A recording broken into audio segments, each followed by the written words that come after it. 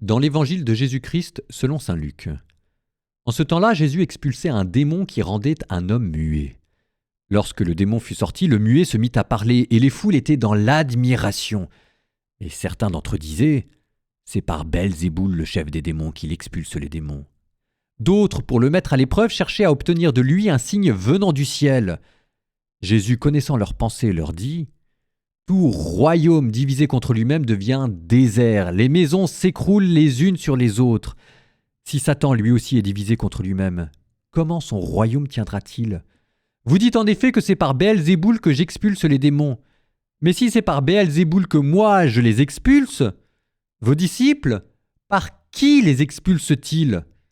Dès lors, ils seront eux-mêmes vos juges.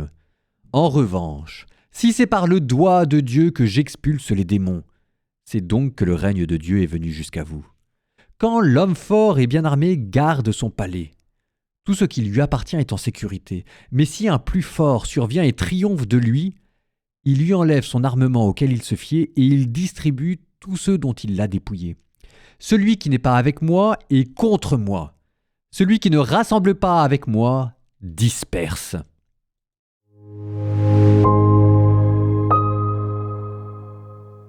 Bon, je ne sais pas ce que ça vaudra, mais je ne peux pas m'empêcher de faire le parallèle. Ça commencera par un petit témoignage.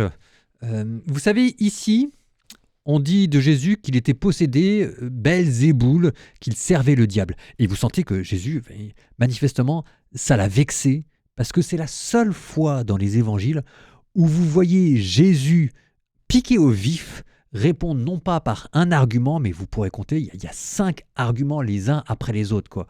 Là, il en avait gros, si jamais je puis dire, de manière un peu triviale et familiale.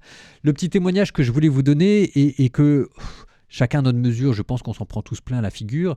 Moi, en témoignant sur les réseaux, on a voulu me faire passer pour un facho, pour quelqu'un qui avait des idées rétrogrades, etc. Et j'ai eu des articles dans des journaux.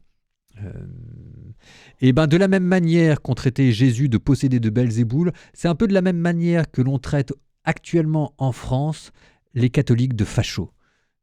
Il s'agit moins d'un argument que d'une insulte, mais d'une insulte qui est particulièrement blessante.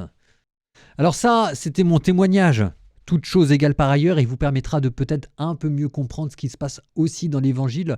Et je ne sais pas si pour vous, vous arrivez à relier ça à votre vie, mais mon Dieu, les couleuvres qu'on doit avaler, les croche-pieds qu'on n'arrête pas de nous faire, parfois au nom de l'Évangile, parfois au nom d'autre chose. Dites-vous, voilà, c'est ça le message. Dites-vous que vous n'êtes pas les premiers. Dites-vous que vous n'êtes pas au-dessus de Jésus. Ne le prenez pas trop personnellement, même si jamais c'est ce que j'arrête pas de me dire, et pourtant c'est difficile. Vous êtes des disciples. Vous êtes les disciples du Christ. Et si jamais les gens disent du mal de vous parce que vous êtes chrétien, réjouissez-vous. Soyez dans l'allégresse. Votre récompense sera grande dans le ciel.